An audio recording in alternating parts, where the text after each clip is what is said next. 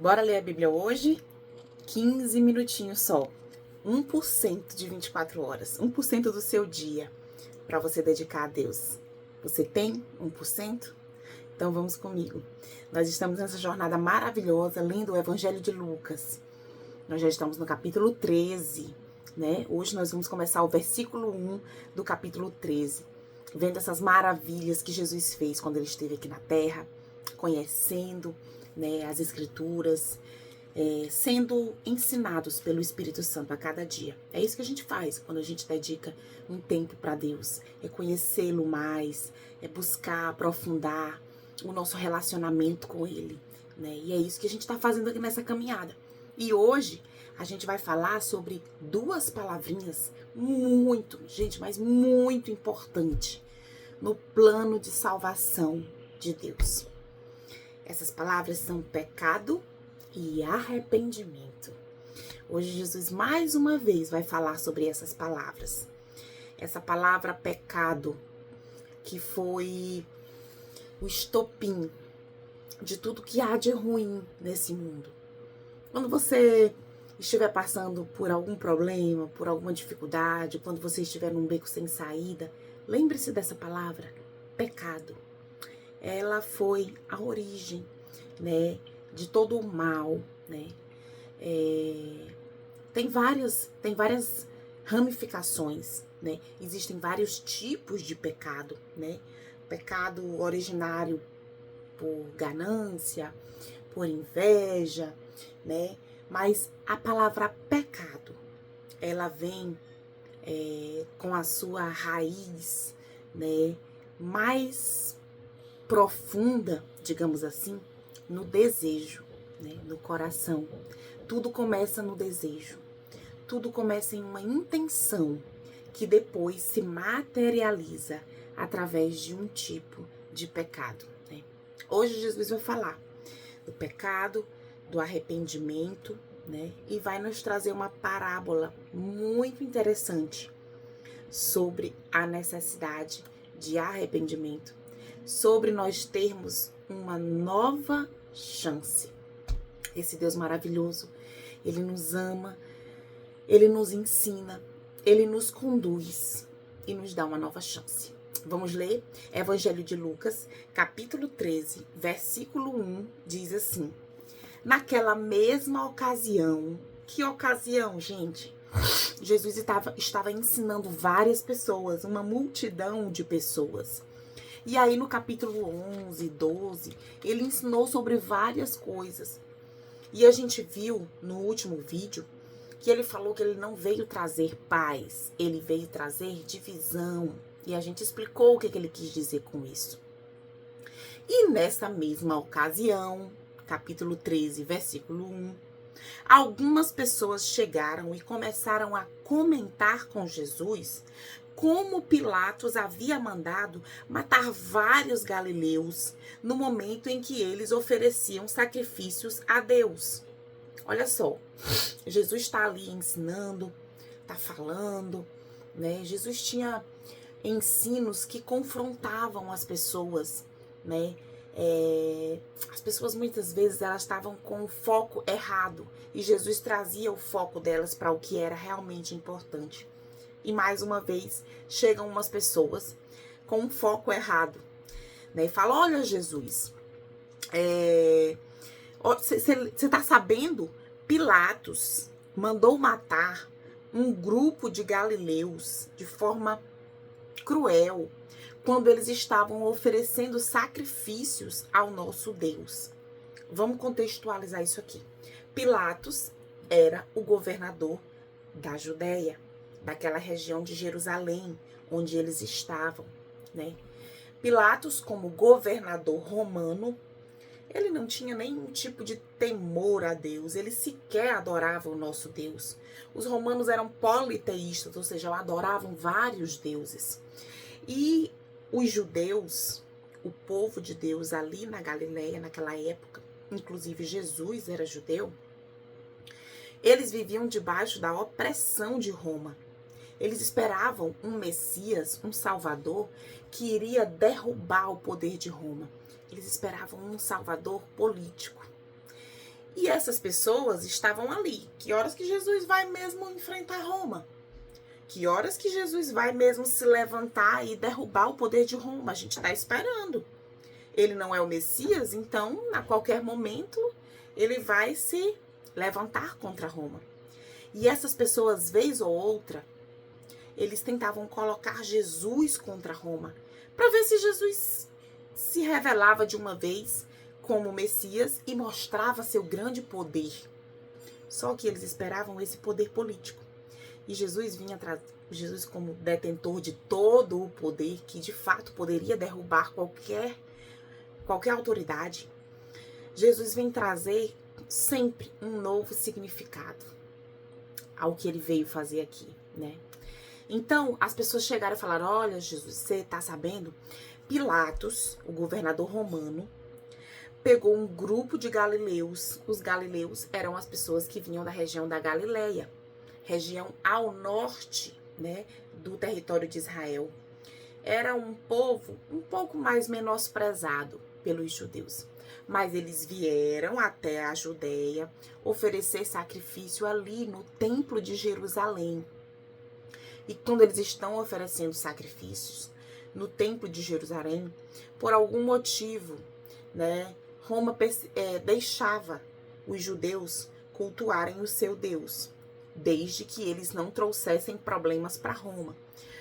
Problemas do tipo, não pagassem os impostos, ou começassem a fazer baderna, confusão. Eles não queriam esse tipo de problema.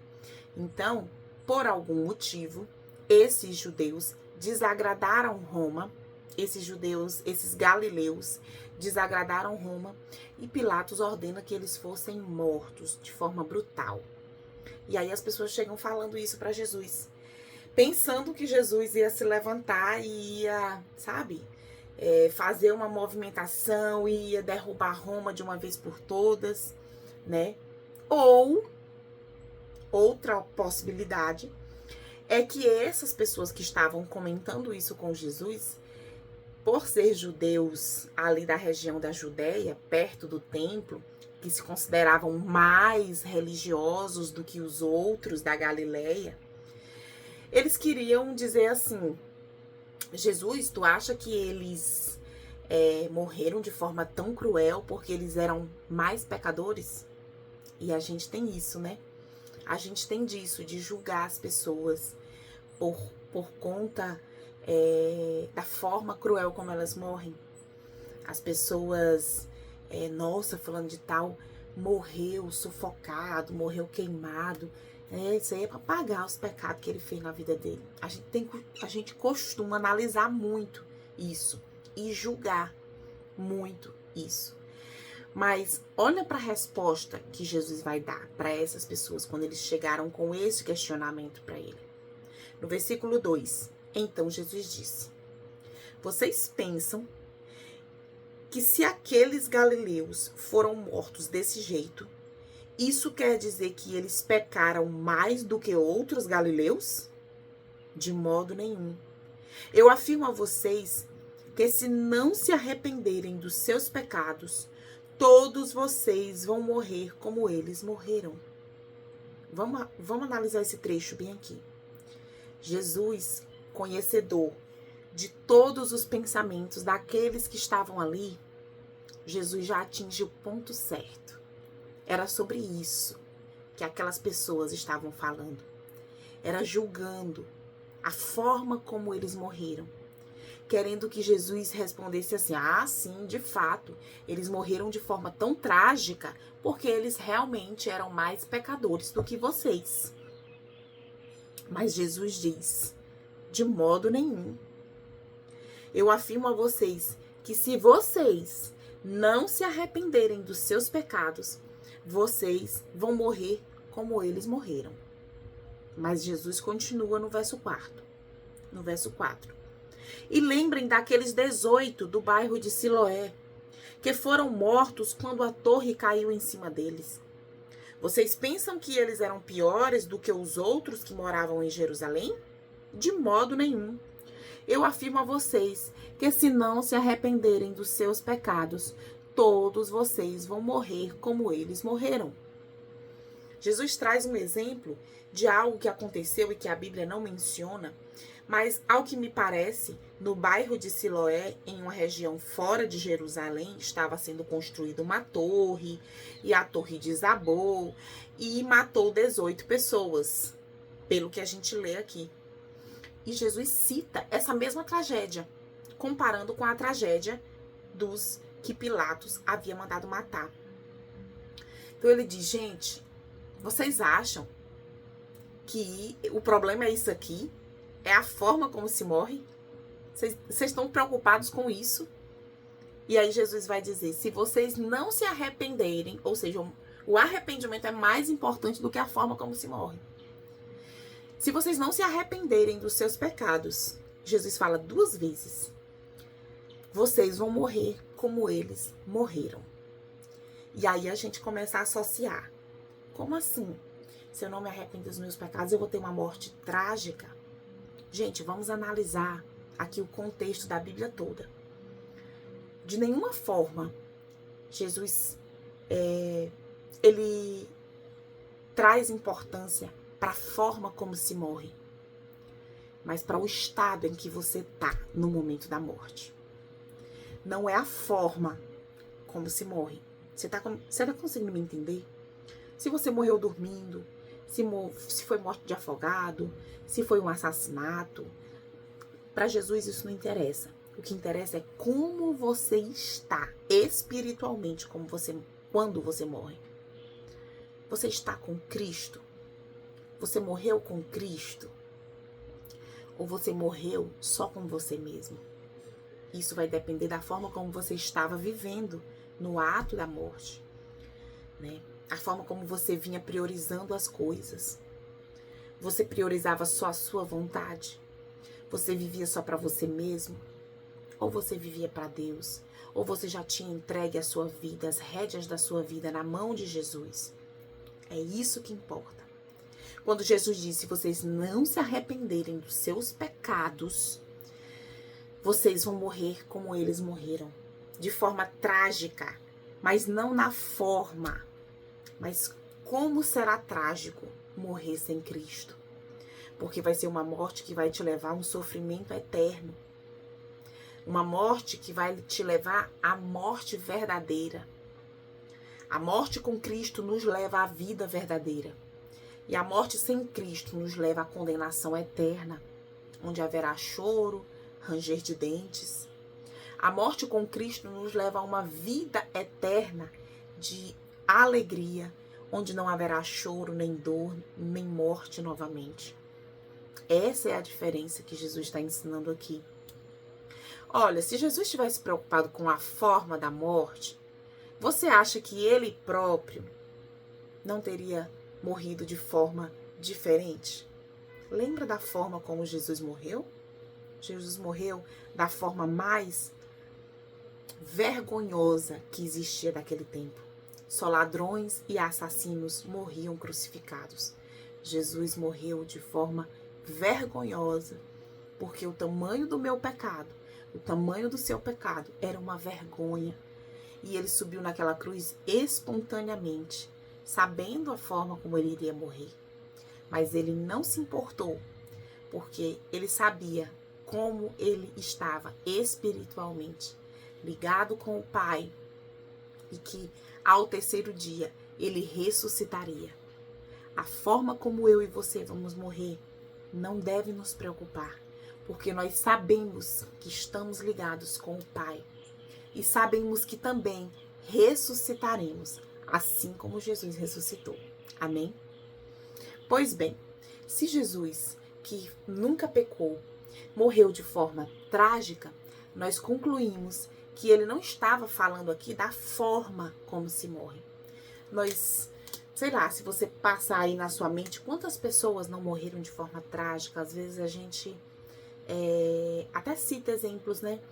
Poxa, fulano de tal era uma pessoa tão boa, né? Uma pessoa de Deus, uma pessoa que conhecia Deus, né? Servia ao próximo, amava ao próximo e morreu carbonizado num acidente de carro, preso entre as ferragens. Olha que triste. E aí você diz, rapaz, fulano de tal, assassino, tirou a vida de tantas pessoas. O cara não presta. O cara viveu a vida toda fazendo mal, morreu dormindo, né? Então, a gente não consegue entender. E aí Jesus vem e fala pra gente aqui, a forma como se morre não é importante. O importante é como você está. Como está a sua vida no momento da morte. E aí Jesus, sobre arrependimento, né? Ele nos dá uma nova chance. Ele vai falar agora uma parábola da figueira sem figos. E nos mostrar que nós ainda temos uma chance para nos arrependermos da vida que a gente levava. E levar uma nova vida a partir de agora. Olha o que diz no versículo 6. Então Jesus contou esta parábola para explicar sobre arrependimento. Certo homem tinha uma figueira na sua plantação de uvas. E quando foi procurar figos, não encontrou nenhum. Aí disse ao homem quem tomava conta da plantação: olhe, já faz 3 anos seguidos que venho buscar figos nesta figueira e não encontro nenhum. Corte essa figueira, porque deixá-la continuar tirando a força da terra sem produzir nada? Mas o empregado respondeu: patrão, deixe a figueira ficar mais este ano. Eu vou afofar a terra em volta dela, pôr bastante adubo. Se ano que vem ela der figos, muito bem. Se não der, então mande cortá-la. Essa parábola representa muito bem a justiça de Deus, a misericórdia de Jesus e a nossa nova chance de dar frutos. Deus é um Deus justo, né? Ele vem, Ele vai nos julgar, Ele vai colocar tudo diante de nós. Nós seremos julgados por tudo que nós fizemos de errado, que não deveria ser feito, e por tudo que nós precisaríamos fazer e não fizemos. Mas nós temos um intercessor que diz: deixa eu dar uma nova chance. Ele veio para nos dar essa nova chance. Nós estamos na oportunidade dessa nova chance. Ele diz: deixa eu fofar a terra, deixa eu colocar adubo. Ele subiu naquela cruz por nós, para que nós não precisássemos morrer de morte definitiva. E Ele afofa a nossa terra, Ele nos deixa esse adubo maravilhoso que é a palavra de Deus, para que a gente possa conhecer, usufruir, sugar isso aqui. E a partir de então, dar frutos.